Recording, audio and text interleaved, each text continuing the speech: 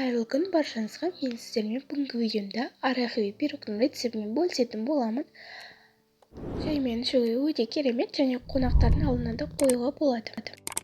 Біз ең алдымен қамырымызды дайындап алатын боламыз. Ұнымызға разъединителімізді араластырып болғаннан кейін үстіне сары майымызды салып біркелкі масса жасайтын боламыз. Толық рецепті описаниеге қалдырамын. Сол жерде міндетті түрде қараңыздар.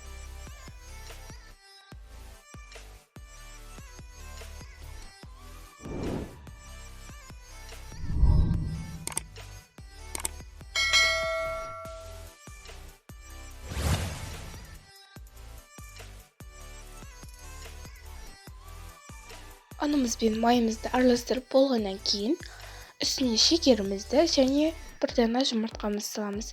Менің жұмыртқам үлкенірек болды. Мен сосын бір дана салдым. Егер сіздерде жұмыртқа кішкентай шағын болса, онда 2 жұмыртқа салыңыздар.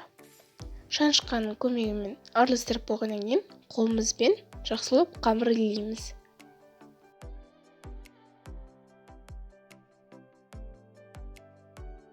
Бізде жұмсақ қамыр шығу қажет. Менің қамырымды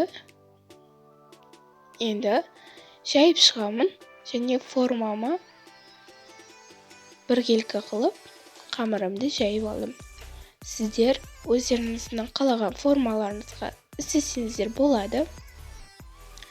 Менде ирек форма болады. Сіздер кәдімгі творожный пирог пісіретін формасына істесеңіздер болады. Ол менде керемет болып шығады.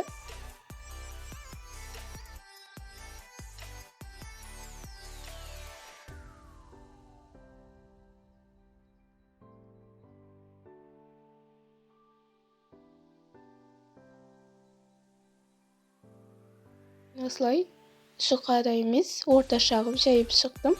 Енді формама біркелкі қылып түзулеп шығатын боламын.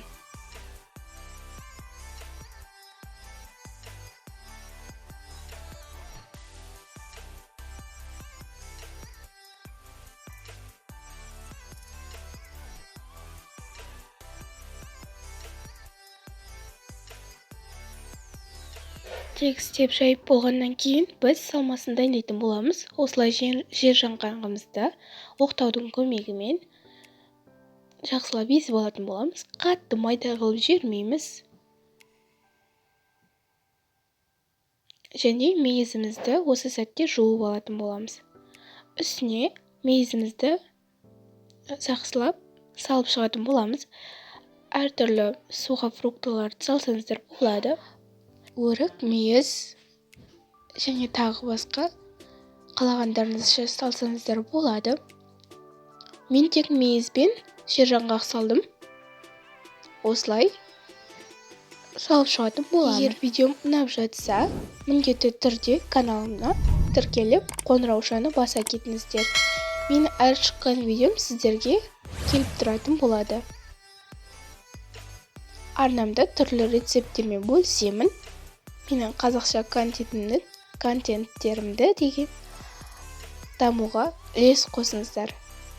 Жақсылап салып болғаннан кейін салмамызды үстіне осындай бір банка сгущенкамызды құйып шығамыз.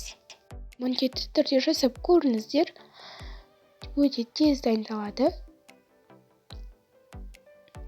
Шаймен ішуге керемет десем де болады.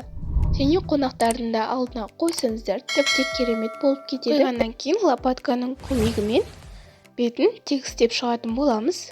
180 градуста шамамен 35-40 минуттай пісіріп аламыз. Әркімнің пеші әртүрлі, қарап отырыңыздар. Менің пешіммен примерно 35-40 минутта пісірдім. Міне, өте керемет болып шығады. Қонақтардың алдына қоюға да керемет. Міндетті түрде жасап көріңіздер. Егер видео ұнаса, каналға тіркеліп лайк баса кетіңіздер.